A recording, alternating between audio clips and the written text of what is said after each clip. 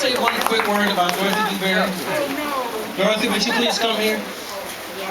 One of the reasons that I was so happy that this week has been organized is we have so many unsung heroes in this movement.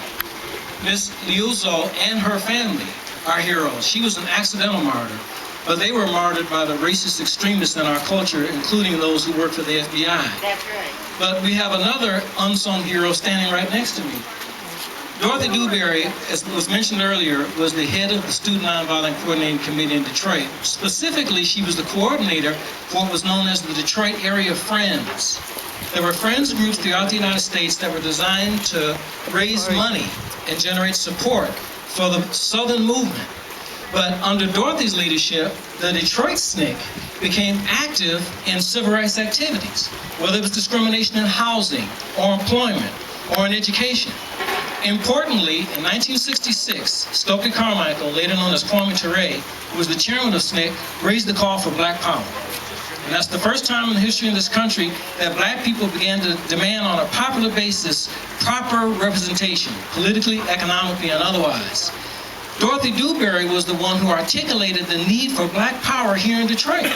Because in 1966, there was virtually no representation. We had Remus Robinson on the school board.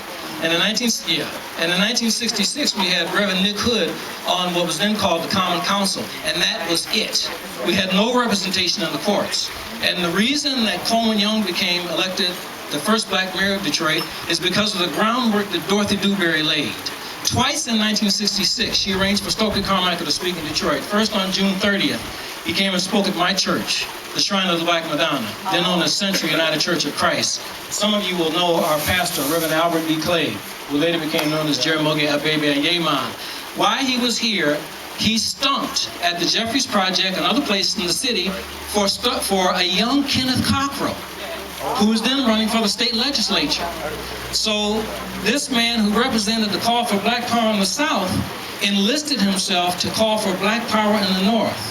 Reverend Clegg had organized something called the Intercity Organizing Committee, ECOC, which the secretary was Grace Boggs. Oh my God. And Dorothy helped link the struggles for black power in the North and in the South. And every time I see her at a public program, I'm straining at the leash because she needs to get credit. One of the reasons that I have the opportunities that we have, the opportunities that we have, is because of Dorothy Dewberry and other unsung people who haven't been mentioned. And I want to say first, Dorothy, my oldest brothers, I'm sorry,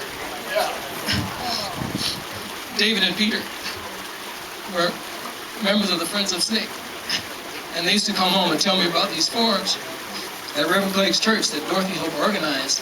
And that began my political education. I want to thank you for what you did for me, for my family, and for our people.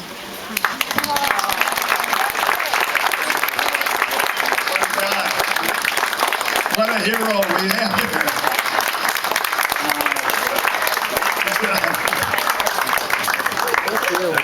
Dorothy and I spent 1 month together. Yeah, we rode through the South on the Freedom Tour last summer, and we were the two antiques. The rest were high school kids. We had a lot of fun. Yeah. Anyway, thank you.